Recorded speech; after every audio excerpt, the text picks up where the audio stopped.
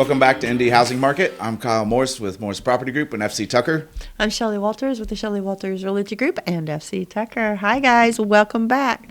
Well, hold on. We got to talk about this for a second. What? So, I'm low on my energy drinks, and I have a Blue Raz Bang, and it's an OG. Like, there's a couple flavors that are just kind of the OGs of Bang flavors, and it's intense. It's a lot, man. You got C4. I'm really just. You want to swap out? No, because you've been complaining about that the entire time. So I don't think I'm going to do that. It's just, and raspberries are purple, not blue. Please, somebody fact check that for us, because that's just entirely not accurate. But she Googled it and she found like one purple raspberry or something like that. Anyways, enough of that. Okay, so you wanted to bring up some things. We predicted what's happening right now. It's almost like we should do this thing where it's like when Kyle and Shelly were right and when Kyle and Shelly were wrong, right? And this is one of the times that we were right just based off of the data. Well, December 14th, we said what is happening in the market today was going to happen around the middle of March. We are 1 month even earlier than that. So what is happening? It's just getting intense out there. I think, because I think we did another one where we're kind of like, hey, so middle of March, because it's usually like last week of March, so we're like middle of March, and then I think we kind of like predicted a month later, based on the inventory, we thought it might be 2 weeks earlier, and now it's 2 weeks earlier than that this has happened. And it's interesting because you were talking to somebody, and they were in a multiple offer situation already, and they were like, I just didn't see this coming, and I just don't know how you look. And I get it, you know, not everybody tracks the data and the stats and all that stuff. And that's kind of one of the reasons we do the podcast, is so people are aware, so they, you know, if they don't have time. Yeah, we do them for you. Yeah, we do them for you. Just the data has been trending this way for months and months and months, right? And plus the information about interest rates and watching them go down a little bit. They've gone a little bit up, but they will be going down. Well, and I think people are just tired of waiting. That's a whole. I mean, there's so many reasons why this has happened. What we're talking about is the multiple offers are back. No warmer inspections. Than usual. It's been warmer than usual. Outside of like 57 today, which is awesome. The snow. Although Raquel said that this weekend was a blizzard, and I also that falls under the purple raspberry category for the record. I don't think 4 inches is a blizzard, but I had 5 in my backyard. You had 5? And I was driving around in it. So let me tell you where I was. Let's tell this story. Yeah. So talking about inventory, one of the other things, and what we talked about last week was in regards to, like, if you have inventory that is so low, not only that, then you have to look in the price point where your buyers can be, how many houses there are, and then if they need a 4-bedroom, how many of those houses are 3-bedrooms. So we're down from, like right now in Carmel, active 92. Well, there may only be one that matches what my buyer needs, and then that house may be in bad condition or something to that effect. So this inventory is really low. So I was showing houses last week in Waynetown, Indiana, which I was cool with. Lovely this time of year. Well, I loved it. The drive was beautiful, of course, going out through the country. But we are really, I mean, I remember in 21 and 2022 when I was driving to Sheridan and Lebanon. Now I'm going to Crawfordsville and Waynetown trying to find houses for people. Yeah. It's like the suburbs of Indianapolis may push really far soon. Yeah, I think so. So I've thought for a couple of years. First of all, we had remote work actually played a big role in that. Cost of living as far as like the cost of houses. And then COVID, a lot of people wanted to get out of the city, right? So people want land, no HOAs.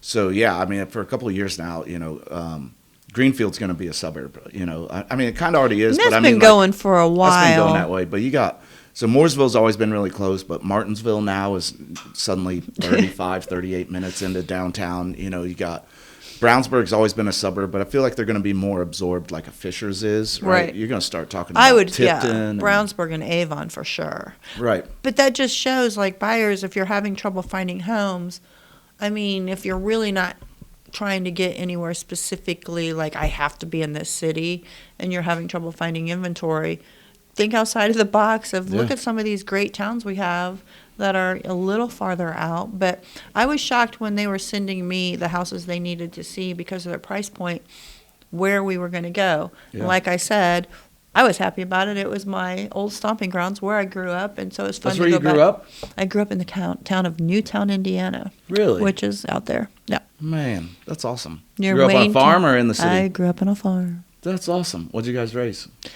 Corn, mostly. I guess you say grow, not raise corn. We raise corn. We raise corn. Yeah. Well, I just didn't know if you had cows or whatever. Yeah, no, they did. My grandma, she had that too. But that was, that was the whole thing. But anyway, Waynetown, Wingate, all those houses are, I don't know. Are we going to suck them in as one of the new we are. suburbs? When people say, hey, I'm looking for this, this, and this, my first question is, I can find you anything. Where do you need to be, though? Right? Because, what's your drive time to work? What do you want your drive time to work be?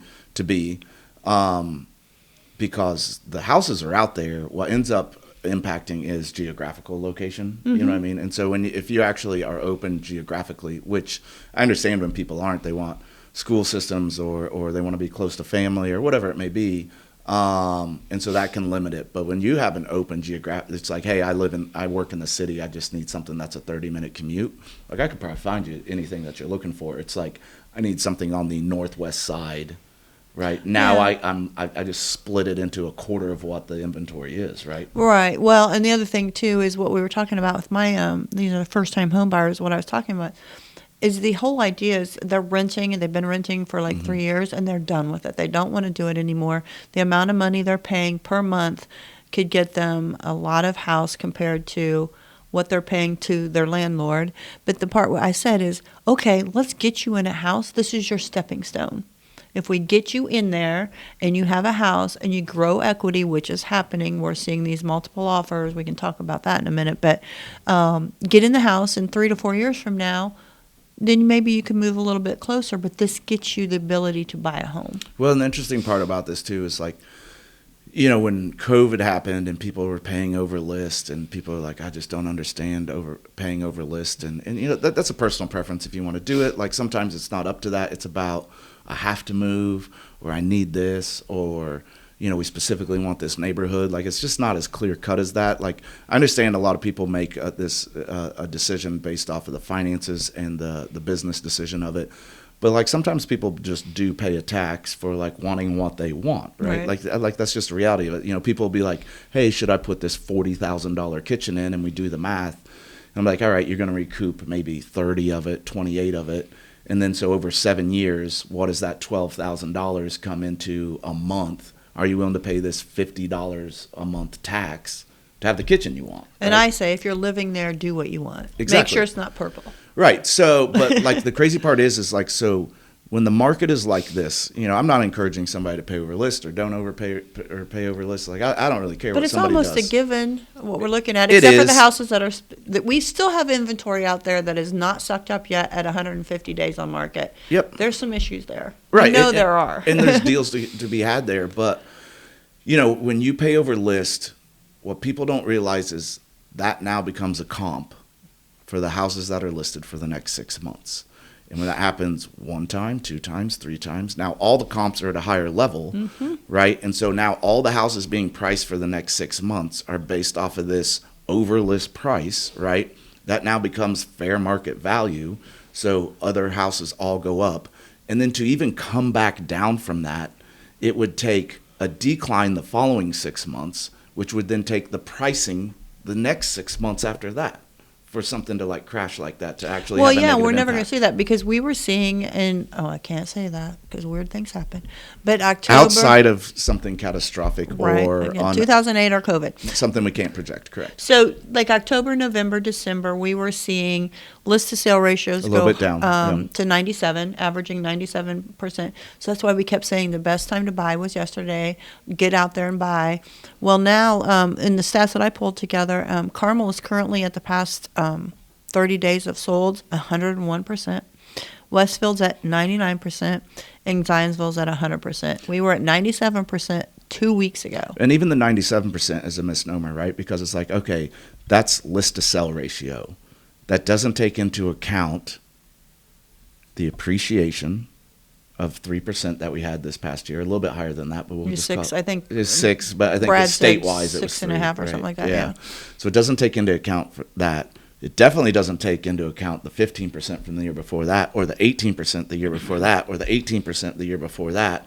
And so even at the 97%, it's still net higher than even just a year ago. Yeah. But people are like, it's 3%, under list to sell value, like, no, like that's still a positive net win. Right, especially if they've been in the house for 6 or 7 years. But what I see though is what buyers need to understand is we are back in multiple offer situation. We are back in escalation clauses. We're back in appraisal gap. We're back into all kinds of inspection things waivers to win. Yeah. Yes. Not waivers, but I never encourage anybody to do an inspection waiver. Absolutely, everybody should do an inspection. But you have to put a floor on it. Like, I'm going to only ask. Yeah. Educational purposes only, whatever it may be, right? So I just had a listing this weekend that was, went into multiple offer situations. And I will say what happened on this weekend is just showing where we're going. Mm-hmm. There was a house in the neighborhood also. We've talked to the agent about that. I know you did as well. Or tried to find out what theirs was. And so there's a neighborhood in Carmel that there were 52 showings on my house, 10 offers. There was 33 showings on that house. I don't know how many offers. That's in 24 hours. For her, she got her offer done in 6 hours. It's 33 showings, something to that effect. That's just insane. A short time. But this just tells you, we were talking about when we had talked to the lender, how many pre-approvals do you have at whatever price point? Mm-hmm. So these houses were in the 600 range. Yeah. There are 80 other buyers out there that want a house like that. No, that's 80 off of that one loan officer. No, I know. No, in regards to how many showings there were on these two houses. So there was 30. Well, let's just say they probably both saw it. But anyway, 50, 60 buyers are out there in Carmel right now trying to find a $600,000 house. And one came up. Two. So those two sold last week. That's insane. Yeah, and we went way over list. That's why we're trying to tell people over the winter, like, hey, I get it, buy now. But the other problem you have is the inventory wasn't that good. So, like, I understand the struggle because, I mean, I'm in it every day. Like, I show these houses, and it's like, hey, we're ready to buy. We want to take advantage of the fact it's the winter. But, like, there's not what we want out here. And I don't want people to settle for a house ever. Which is what they were doing in 21 and 22. Yes, they were. And we've already have people come to us and say, I want to sell the house. I don't like what we did. We, bought out of, whatever their situation was, just pure, I've got to have it. Mm-hmm. And that's a mentality that, I don't know, I hope people don't settle this year. I mean, I try not to let people do it. Sometimes I don't know when somebody is. You know what I mean? Like sometimes you don't get to hear the extra 1% until 4 years from now. Yeah. So it's just really hard. I have a client that's coming in from out of state looking at houses. We went out this weekend. And people coming in from out of state, it's very difficult for them to buy because they're flying in on one day to see whatever's on the market that day and then have to go in multiple offer situation. They don't have the luxury of doing that, being here. Like we can go out now Monday or wait till next Thursday when houses hit the market again.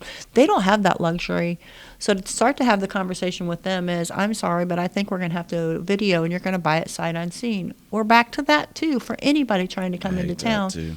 Have you ever, when you're dealing with a relocation, I've had them where it's like, hey, we're in town for 3 days. We're looking at this price point, and I've had to show 12 houses a day, right, for like 3 days straight, which is, I don't know if anybody's ever done that. It's a lot. The most amount of houses I like to show in a day is really 6. Yeah, that would be 8 I do more regularly than I care to admit, but it's just, everything just blurs together, right? Like, so when we do it, I don't care how many houses we've seen, we keep a top 3. If you don't make the top 3, it just gets tossed. I need you to remember nothing about it because it's just too much. It gets too confusing. But when you're out looking all day long, like, it is impossible for a human to not get fatigued with that. It just your brain is. Can't handle any more information, And there's 2 things about that. One of is there's a very well-known agent here in town that I remember her telling me that she's funny. She gets, like, if they're in the car with it and then they're looking at the sheet and she's like, what do you think about it? And they're like, no. She throws it in the back. She didn't talk about it ever again. Yeah. I don't want to hear about that house. You've already said no. We're moving on. Yeah. And I always can just picture that when a client tells me no, I just want to throw it in the back. But clients now are like, well, keep it just in case maybe or whatever. But the other thing that comes to that is we talked before about the agents giving us feedback on your house and not doing that. And that to me is very unprofessional because you've walked into a seller's house. They've given you the opportunity to come in. Professionalism. And you don't. But it's hard for me when we're in this situation, like I showed my out-of-town client like 7 houses that day, to get a phone call like the next morning and say, "What do you think of my house?" I'm like, "I'm sorry, I don't remember, but I will get to this because I made notes on the paper, but it's not in front of me." I don't have it yet. Yeah. So to call me and try to get it out of me right then, I'm just going to say they're not interested. So you're not going to get the full feedback. So that is hard when you're doing that 3 or 4 or 5, 6, 7 houses. And then you have to help your buyer remember which one they were in, because then they start to confuse which one had that really cool kitchen, which one, it's like pulling up all the pictures Oh, we again. like the closets, and you're like, this was in Broad Ripple. I Yeah. assure you it was Yeah, not the right. closets. Yeah.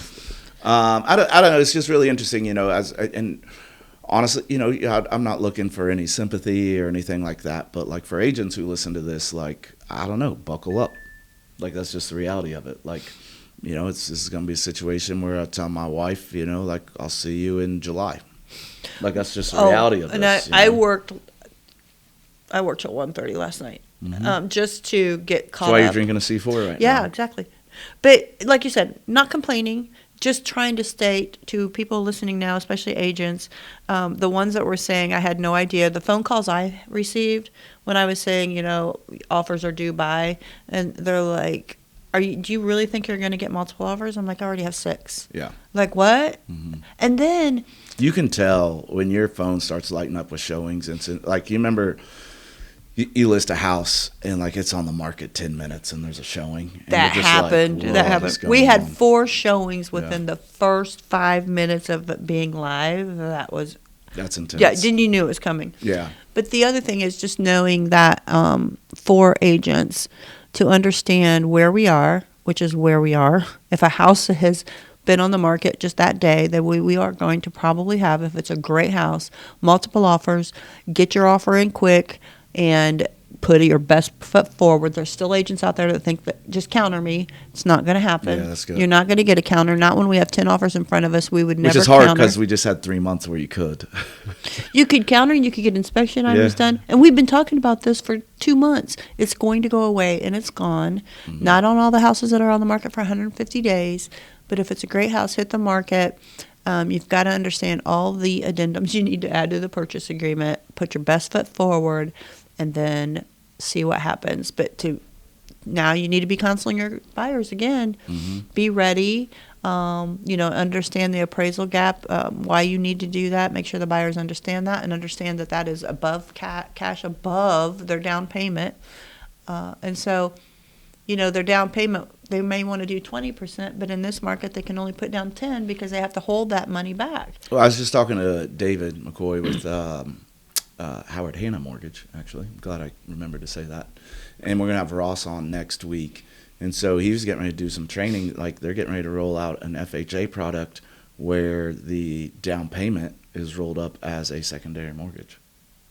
Wow. Yeah, that'll help first-time home buyers a lot. So hopefully he can come on next week and discuss a little bit more, and Ross can as well. I know we got 'Cause some we were gonna questions talk from about first-time home buyers. first-time home buyers, What's a good credit score? What do you need? How much? What percent What's is the closing process? costs? All that stuff. We just want to educate people. But for sellers, like, I think we need to have a conversation about sellers and buyers real quick, right? So for sellers, you need to, if you're planning to sell, you need to start preparing right now. That's the reality of it, right? If you want to get kind of like this kind of traffic, your house has to be show ready and good to go. Because not every house is doing this. No, for the because we record. see 2 houses, one Yeah. setting for 100 days, and one setting for 5 4. minutes. Yeah. Yeah. Whatever at the most. But you have to take into account those days on market of these houses, is how long you allowed showings to happen, and then how long it was until you were able to pin it. So if we're seeing 5 or 6 days on market as an average, I can almost guarantee that they left offers open, because otherwise it Well, would they have had been in the offers first within day. the first 2 days, if not the first day. Right. Especially so you won't this see a 1 or 2 day on market very often. You'll see this back to our 4. this past weekend's a good example because it's President's Day and a lot of brokers' offices are not open on Monday for that day. And so now all of a sudden it looks like, it was on market 4 days before it pended, when it was probably sold Friday night, right? It's Right. just the office was closed Saturday, Sunday, and Monday, right? And so it'll skew the numbers. But sellers, to get that kind of activity, you need to start preparing now. That's just the reality of it. Take advantage of it while you can. Get your house show ready. Buyers, like, I don't want buyers to be discouraged, because if you know what you're getting into, like, we can find houses. We just can. But you got to go right now. You got to go no right now. more waiting till or tomorrow. Right, or you got to be prepared to enter the market in the state that it's going to do it. And people are going to be afraid to do it. And I'm telling you, next year the prices will just be higher. Yeah, they're going to be higher. They will just and be I know higher. Brad from MyBor said 3 to 3.5%. That's what they're low. projecting. Mine just went up quite a bit more than that. And so if we're looking at that kind of situation, the other thing with this is when you're looking at houses selling so quickly, sellers need to understand why we want to keep the offers open for a while, because the first offer that comes in is not going to be the highest offer you can get, more than likely. Not always. Sometimes there's not this always. old adage of first offer tends to be your best offer, and Yes.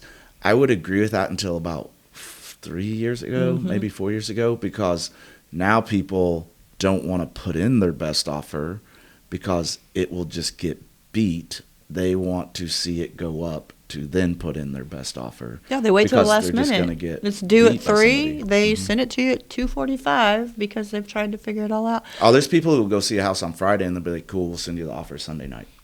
Yeah. Already knowing what they're going to do, right? But you can never guarantee that if you say you're going to have offers open till Sunday night, more than likely it's not going to happen. Somebody's going to force the issue. Yeah. Those agents force the issue, and that's what happened on my listing. I was forced to. I'm an agent do who it. forces the issue. They'll be like, hey, Yeah. offers until Sunday at 5, and I'll just write a really strong offer. See what Like you basically, it's like what we call our come and get it offer. It's like, we're going to put them in a decision and a timeline where You just like control you the might whole be able situation. to, yeah, you might be able to get, like, feel free to spend an extra 24 hours to try to go get an extra $5,000 that you may or may not get. But this is what I got for you right now. Make a decision.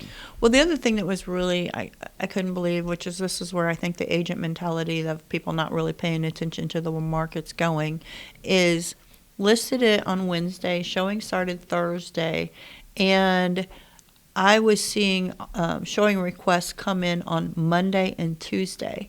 And like, you really think his house is still going to be there? I mean, it's just not going to happen in this particular house. So buyers, agents need to know, if your buyer wants to see houses, I wouldn't take that opportunity. It may still be there Monday or Tuesday, but it may not. You know what I saw a lot this week too, ironically? Houses that had been sitting 100 days, and because the market heated up, they did a price adjustment last week, and now it's like houses are selling multiple offers because it got stale when there weren't enough eyeballs on it. Did a price adjustment. It shows as it does. The days on market is still old, but it populates as new within a search portal, right? And I went and looked at 2 that had been sitting 50 days, 110 days. Both of them have offers just from this weekend. What happens there too is the buyers are on the fence. This has been on the market 50 days, 100 days. Nobody's Let's going to see if they're going going to drop it. Let's right? watch. Which let's is what see you could do in happens. December, for the record. Right. So you see it drop, and then you're like, oh no. How many other people are going to want to make an offer now? And then the other thing that happens is the agent calls all those agents that said, let me know if anything happens. So the price dropped. All of a sudden, other people are saying, we're going to make an offer now. So all these times these houses are setting 50 to 100 days, then you end up having multiple offers, and buyers go, oh, that's fake. They're lying. Dude, I love that. I love You when know, people they're are lying. like, I'm do you like- think they really have an offer? Like, I just don't know an agent who's going to lie about that. I'm not going to risk any kind of sanction. Well, because license. buyers will say, forget it, I don't want to compete. Yeah. You'll lose them. You're just setting yourself You don't up want to fail. to ever lie about that, ever. Yeah. I've Plus never you met can't. an agent who does Code of that. ethics. I've had a bunch of buyers ask me that. Do you think they really have it? And I'm like, this is how I handle that situation, right? It's like, I've got a lot of interest, right? No offers. That conveys the situation. I've got an offer. I'm not going to lie to you, because what I need is you to respond within a timeline, because I have a freaking offer, right? Like, because otherwise you just send me something for like 5,000 over, but like 3 hours after I already had to respond to somebody Right. else's. Right. Like, I need you to know there's an offer. It's urgency right now. You just have no idea what's going to happen. Even Yeah. if it's been on the market for 100 days, today's market is back to where we were, and it's going to be urgent for gonna get you to worse. get your buyer out there, put your best foot forward as soon as possible, and sit back and see what happens. You may go back out again with that buyer. You may go back out with that buyer 4, 5, 6 times. I know that happened before, but I think it's going to be even worse, though, because I don't feel like people are as liquid as they used to be over the past 2 years because of inflation, et cetera. Like, just cost of living has gone up. And so I don't think it's going to be as ridiculously overlist as it was back in 2020, 2021. But it's still going to be overlist. I don't think I'm going to see a ton of 50 and up over list. I mean, you will on those certain houses. I did. I know you did. But that was a certain house, right? Like, right. I don't think you're going to see that on like the 315 house in Fishers. No, right? because they can't do it. I mean, It's they just not financially there, can't do right, it. yeah, But in financially, those 10 so. offers, I didn't get a cash offer. And, 21, 22, we were seeing a lot of cash offers. People were going into their 401ks. Parents were buying their Stock market's up, though. People don't want to take their money out of the stock market right now. Right. Well, I mean, that's what I'm saying. I didn't have one cash offer. So, there were parents out there buying or putting down money for their kids to get that cash offer. And then, whatever they did behind the scenes to get their money back, I don't know. Yeah. But they were doing that because it was the only way to compete. So maybe that's going to come back. It's going to be interesting. I mean, everybody just be patient, get a professional. I personally have dealt with a couple, 3 since the beginning of the year, where people are doing for sale by owners. And they're like, the market's good and blah, blah, blah. And, I've sold a house before, so like I'll do fine. And I mean, just historically, the data just doesn't support it. Like, will you be able to sell your house? Yes. This idea that you're going to save this huge amount on realtor fees, at a minimum, it's a wash because of what the realtor with the marketing and everything and the platform they have available to push it out. Like, and understanding how to money on get the you table. multiple It's offers. just- I mean, you're not going to know how to negotiate multiple offers. You're not even going to know what Highest to do and looking best, at it. like, Yeah. Appraisal gap. What's that? You're gonna leave going money to on cost the table. yourself some money. Yes, for sure. Yeah. And we've seen it. And even then, like, there's generally 2 reasons people do a for sale by owner. And like, I hate to be this way, but like, this is our podcast, so I just don't care. And I'm going to be this way. I just really don't care at this point. So what I run into with for sale by owners, and feel free to correct me, but so sometimes it's like a financial situation and like they just do not have the equity. But like, I feel like if somebody came and talked to me, like, we would figure out what we needed to figure out to like take care of somebody. You know what I mean? Like, I'm not going to do it just to do it, but like, I don't want somebody to be hamstrung or financially burdened, right? But that's not usually what I see. I see Especially in today's market. I see this intellectual arrogance of like minimization of a profession, which I can understand that. Or I mean, I don't agree with it because it's my profession. I put a lot of work in, but it's just this weird mentality of it's not that hard. And man, if it's not that hard, I certainly don't understand why I work 100 hours a week. Like, I just don't. Like, I should be working like 5 hours a week. Yeah. And I am like never home, nonstop working, like consumed by this at all hours of the day because it is that much work. And people are just like, you just throw it on the internet and it'll be fine. Like, you'll probably get a buyer. You're going to have 5 people see your house. Right, because what they do is they're like, "Ooh, I have this many saves on this on whatever website they're using." Right, like, there's this many saves, so we're doing well. Well, like, people don't understand is that people use Zillow, Realtor, Redfin, and they consume it like Facebook these days. Yeah, they're like, just having fun time looking suck. at houses. Yeah. And they save it, They're and not they're really like, "Oh, looking. in 5 years, I liked this one part of your or I kitchen." want to show it to my friend or my husband or whatever when they get home from work. Look at this cool house. That's all that's about. And then Yeah. also the thing about a for sale by owner is to understand the concept that when somebody looks at your house, they're going to physically look at your face and tell you, "We like it. We're interested. We'll get back with you." It's called the be back bus, and they don't come back.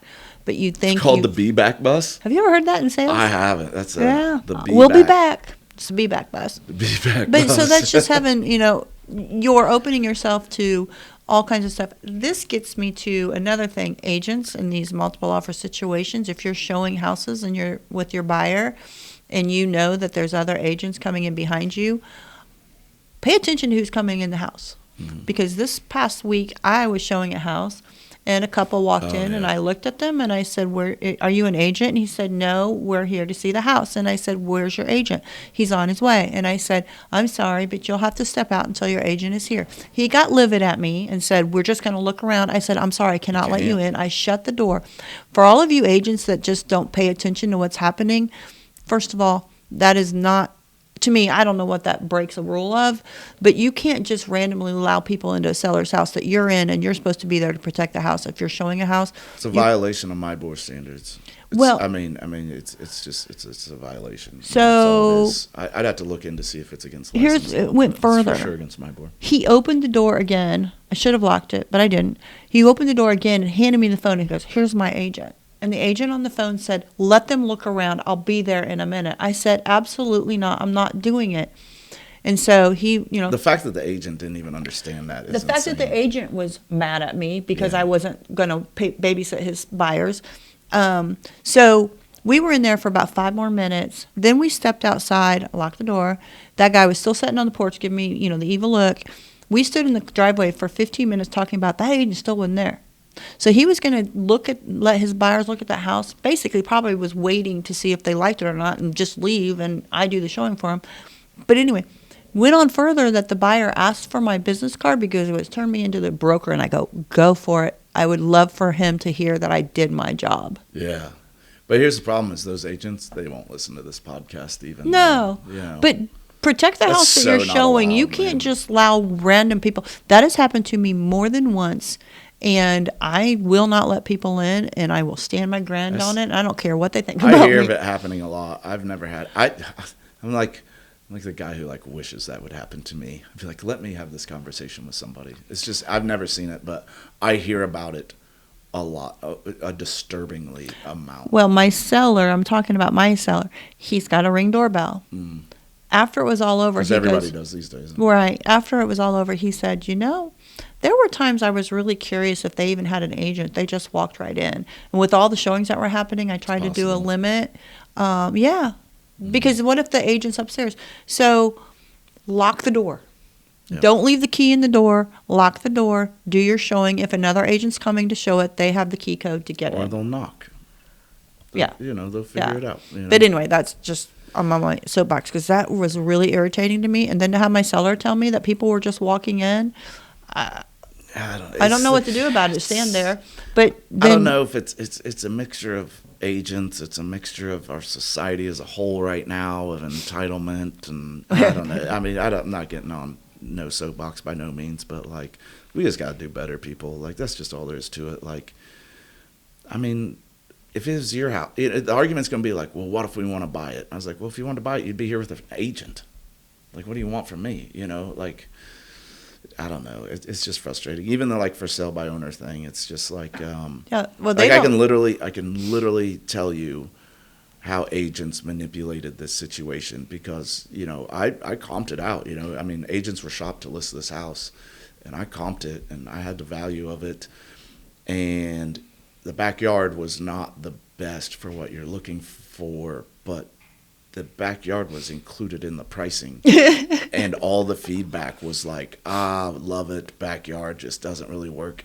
And the agents sold them a narrative that the house is worth less money because of the backyard, but they didn't have an agent to say, yeah, no, that's why it's this price instead of this price. Yeah, I ran the comps. Yeah, it's the comps perfect. With this yard, it's worth this. Yeah, the comps are done for a reason. Yeah. And I love it because I'm just there's this anti-real estate thing or realtor thing, and I'm and realtors owned you on it. You know what I mean with negotiating. Well, another thing. Anyways, that's just a little. Well, here's another weird thing that happened last week. I mean, it's just the market's picked up so much that so much is happening. So my sellers, the house I sold this weekend, they put their request out to one of those buy now companies. Yeah. That you can email in and say, here's my house, here's what it, square footage, whatever they do. And then they put me down as the agent, and I received the email from that company here in town. And their offer was $150,000 less than where we ended up. And you know how many sellers accept those offers? I'm like, you just... I'd say probably 20%, which is a high number. Yeah, because they're like, oh... It's actually high. Well, the thing is, they bought their house 7 years ago for this. They're just being offered a lot of money more than what they bought it for. Yeah. And they're like, wow. It's a But net you win. didn't pull in an agent and really find out what your house is worth? But they would have left $150,000 on the table if they accepted that. But it's hard, though, because... Like, I don't know what else I can do to get the message out, the word out, to, like, work with a professional. Because, like, you're either are or you're not. And you're probably going to make a mistake that will lead you to understand as to why you will in the future, right? I don't know really how to prevent people from making their own mistakes at this point. Trust me, I've tried. I'm a parent at this point. And, like, I can't even get my kids to really do it, let alone my parents couldn't get me to do it. Right. And, like, all we can do is, like, educate people and, like... Give our experience. Tell them Yeah, why we goodness want to be gracious. this way. But it does get scary for me to make them feel like I'm trying to push something, trying to sell a house, when I'm only just trying to give them the information I know and the experience I have so they don't get frustrated or upset or don't get the home they want. Yeah. Well, let's do the numbers. Next week we'll do first-time home buyers so we can understand programs, loans... Little stuff. What were some of the other things? It was credit score. It was down payment. What else was it, Raquel? I would have to look at my phone, but I can't remember. We're super prepared for that. Yeah, sorry, I just sprung it on you. Yeah, credit It was score. Credit score, yeah. Like how high you needed your credit score, how much on a down payment. Yeah. Closing cost percentages. Yeah, it was just kind of what all would you need to buy a home, like everything in between.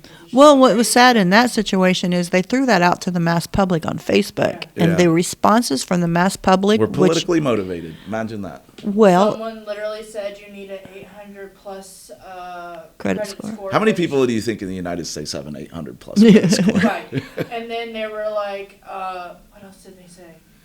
Oh, they basically like prices are overinflated, market's gonna crash. Oh, blah, they blah, said blah. you should not buy now because of whatever reason, and I was just like, because the prices are high and It'll go down.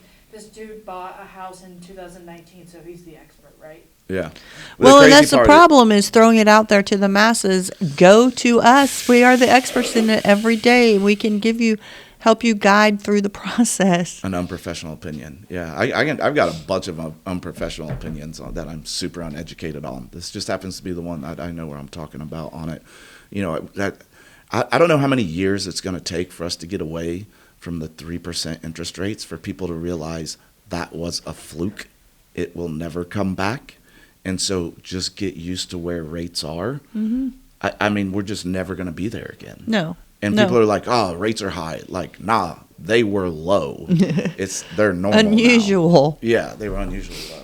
All right, so what are your stats? My stats, I am 5'10", 180, blue eye. I used to say I have brown hair, but the lady who cuts my hair, I have so much gray hair. She's like, no, you have white with some gray. So, like, Salt my brown hair is pepper. not even brown. It's just gray with some white. Anyways, that's my stats. You're distinguished. In Fishers, we had 22 go on the market, anywhere from 259 to 2.5 million. And like this just gets back into the narrative. This is the data. This is the stuff that we track that explains why we have the data-backed hypotheses, I guess, so to speak. 12 of those are still active. 12 of them pended. I'm sorry. 12 are active. 10 of them pended. But 24 actually pended last week, right? So And how many activated? 22. Negative So I lost inventory. 2, right? So I'm down to 100 on the market in Fishers. And here's an interesting thing. I think this number is a little skewed personally, but it says average days on market is 17 and the median is 6. I think that average days on market is because quite a few sold very rapidly, and so it's offsetting the data a little bit. Noblesville, I had 13 go on the market, anywhere from 243 to 850. 6 of those are active, 7 of them pended. But 19 houses pended in Noblesville last week. I lost 6 houses last week in Noblesville. And you've done that week after week after week. So when are we going to get to 0? Not usually that many. It's usually like onesie, twosies, maybe a 3. Yeah. But 6 is a lot. I mean, I have 87 houses on the market in Noblesville. That's insanely low. And again, looking at, I kind of broke it down, is 87, how many of them are out of the ground? Yeah. How many are real resales? How many of them are 6 months out? Yeah. So that's an even lower number, and I kind of broke it down just to kind of look at that. Mm-hmm. But that's the issue is it's an 87, but maybe there's not 20 of them aren't even out of the ground yet. 100%. And I can do that next week. David asked me, McCoy asked me the same thing. He's like, how many? I was like, I forgot to look how many are new construction. But average days on market is 44 in Noblesville, which seems a little bit more accurate because we have stuff that's sitting stagnant, but the median is 10. And that, to me, is a reflection of the market, those two numbers together, because you're selling in 7 or you're sitting for 95. Like, that's the reality of it. That's why I was saying if you're going to sell your house in the spring, you need to be talking to an agent now so that it's prepared, list ready, good to go, so that you're the 7 instead of the 90 days. Well, and not only that, just to get it sold, get, good price, but the traffic coming through your house, it's a pain to show your house.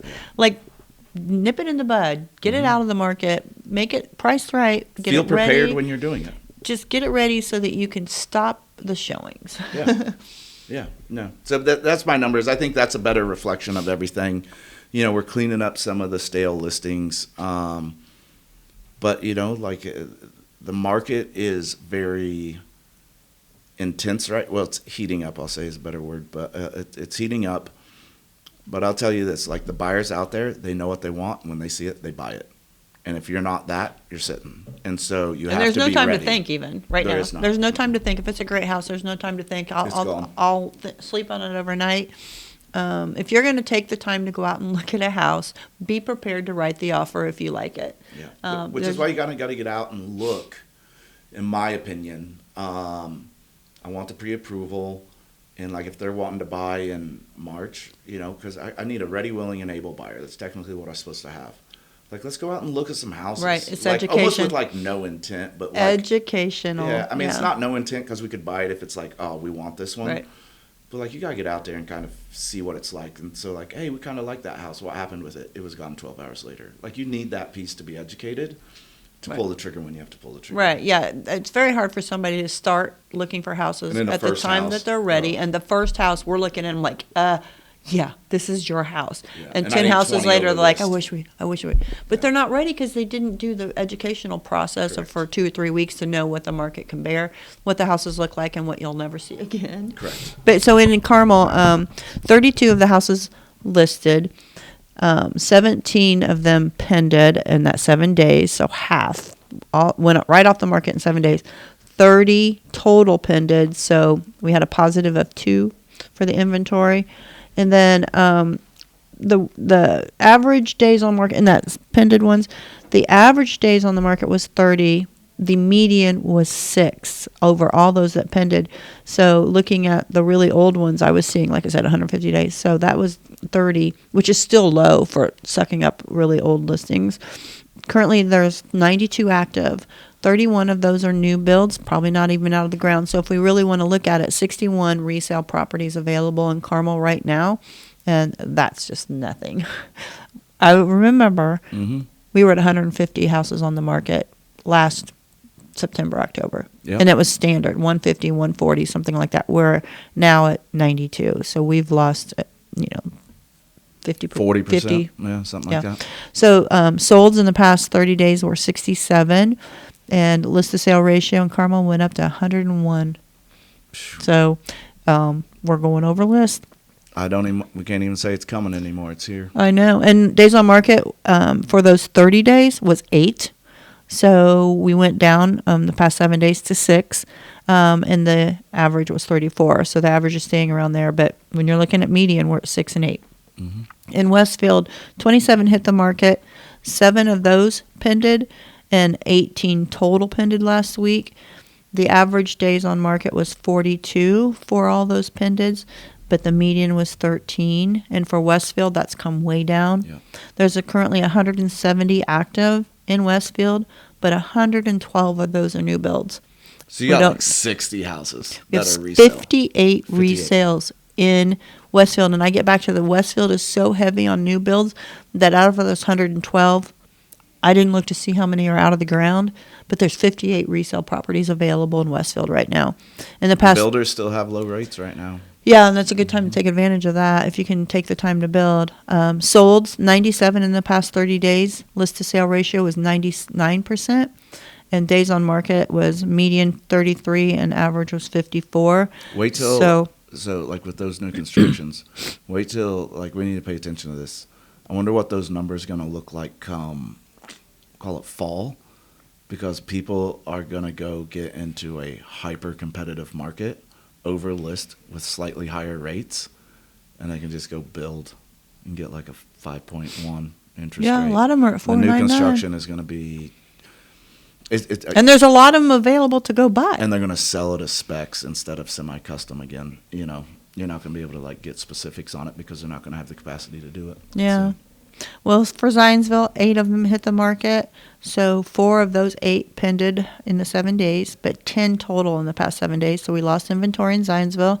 And in the 37 are currently active. Only 20 of those are resales. The others, 20 in Zionsville. 24 sold in the past 30 days there. The average was 100% list to sale ratio. I have, like, let me think about this. If you drive down my street on both sides, I think I have more than 20 houses on my street. Right. Not for sale, but no, but that's a living whole there. city for sale. Like, right. There's less than that for sale in an entire city. That's a resale. That's insane. Yeah. I mean, we've been saying this, but it's getting grave. Yeah. So days on market in Zionsville are still high. I don't understand that actually with the amount of Price inventory. point's a little bit higher, right? Yeah. So houses tend to be dated a little bit for the price point. Fair. But we went from median the past 30 days of 54 to the past 7 days of 35. So it almost went down 50% on the days on market. It's probably one house that set forever. It took a huge clip of that. Yeah. So these numbers just show we have no inventory and we're going down fast. Yeah. But it compared to, again, how many actives we were seeing in September, October, we are not seeing those numbers in Carmel and Zionsville by a lot. Westfield still, I think they're always going to stay around there. They're 170 because of all the new builds, the constant. But those are all just pieces of paper. Realtors are always like, not just realtors, like I think the general public's like, hey, what's going to happen to my industry? Because of technology. Like, technology actually just helps my industry. What's going to kill my industry is there's no houses to sell. Yeah, exactly. There's just nothing out there to sell. Man, that's low. That's slow numbers. Since we've been doing this podcast, what, 3 years now? Yeah, about. Like, we've only been doing it, like, what, 9 months in our new format, where we are, like, what would you call this new format? Unchained, remixed. This is the remix. This is the mixtape of more attitude stats. too. Yeah. I got to say a little bit more of my own personal opinions here. I've never seen numbers this low. No, I we don't haven't. care if it's COVID and everybody's like everything's flying off the shelf. Everything was flying off the shelf, but there's way more of it. Yeah. Yep. I mean, this is just the lowest inventory I've seen in 3 years. Yeah. So it's bad. It's bad. I did remember another thing that this person said or what they were asking, so which is good. I think what we should talk on next week. So he was saying we're in the most historic highs of interest rates, which that's flatly inaccurate. Yeah, which we should. We're not even as high as we were like 4 months ago. Right. So which we should cover when we were the most historic high, which is the 80s, I think, if I'm correct. Yeah. Which is like 18%. Yeah, 18 to 21. Yeah. So it's like, how do you even have that conversation? Like, right. like literally anything that you could look up. Somebody's always got to throw their opinion in. Right. They were asking how do you get a lower interest rate, but it's like which you really. Yeah, and David and Ross can talk about that for sure. Which is another thing we'll talk about. Yeah, there's a but I lot of can't options you have remember there. that's what it was. Different program. But we're not in the historic So highs that people are. He's not the only person I've seen say that. That's insane. Which is, Quit getting your information on TikTok. We don't. Do we post this on TikTok? I don't know. we We might be the only I got information it. on TikTok that's accurate at this Right. point. So. But we're not there. We're not at historic highs. It was like in the 80s, I believe, which was 18 to 20%. We're not even close. We're not. It's not. So next week we'll Maybe talk in his about lifetime, and he's the probably 22. process broke it down for first-time home buyers, maybe a refresh on buyers who are getting ready to go out in the market. But there's a lot of differences now. So all those people that said that they bought a house, 8 years ago, or they've bought 12 houses in their entire life, this is nowhere like anything you've ever done. If you yet. haven't bought a house in the past 3 years, you haven't bought a house. Right. That's just it. I mean, you've bought a house, but you just don't know what the negotiations and offers look like. It's been astronomically different. And it takes a lot of understanding of the market to put your best foot forward as an agent to help your clients. If you're not paying attention to these stats, you're not paying attention to the processes that are needing to be done today, you're going to hurt your client. You are. And if you're not educated on it, you're going to have a horrible experience. And I think that's the biggest part of what professionals do is we try to streamline and make enjoyable to the best of our ability a extremely highly stressful and emotional process. And so a good professional removes all of that. It's number 3. They say death is number 1, divorce is number 2. Maybe those flip-flop a lot. Number 3 is buying a house or selling a house. Really? Mm-hmm. That's what I've always heard. That's interesting. Yeah. None of my clients would agree with that, but maybe they put dental work above me. All right. Well, thanks, you guys, for joining us today on Indie Housing Market. We really appreciate it. If you have any questions or things you think we should talk about, please put the comments below. Please like and subscribe to us as well, because we do try to get some information out there to you that you might be interested in and give us some ideas of who we should talk to. Yep. So I'm Shelly Walters with the Shelly Walters Realty Group. My cell phone's 317-201-2601, and I'm with FC Tucker. And I'm Kyle Morris with Morris Property Group, and my number, and FC Tucker, and my number is 317-649-5122. Thanks for joining.